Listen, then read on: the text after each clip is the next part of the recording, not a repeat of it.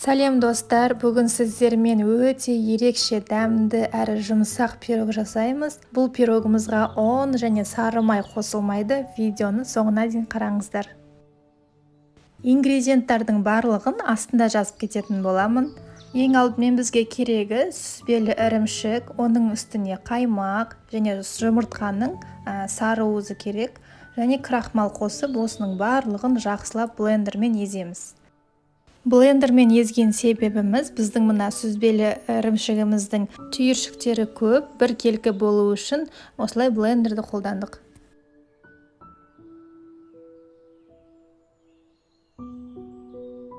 Біз енді меренга жасаймыз. Бізге жаңағы жұмыртқамыздың сары уызын, оның үстіне қантты қосып, жақсылап миксерлеп аламыз.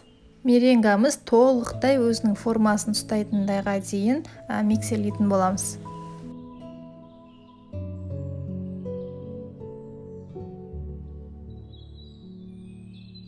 Меренгамыз болды. Енді осы меренгамызды жаңағы массамыздың үстіне құйып, силиконовый лопаткамен жақсылап астынан үстіне қаратай араластырамыз.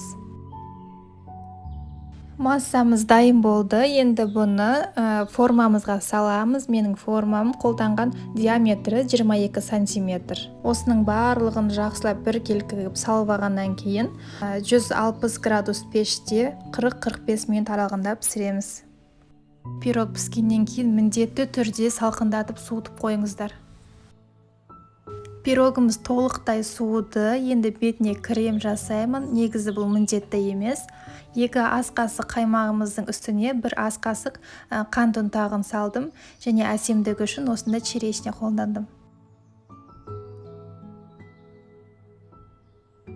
Сіздер де бұл дәмді пирогты міндетті түрде жасап көріңіздер. Жаңа видеоларды жіберіп алмас үшін менің каналыма тіркеле кетіңіздер.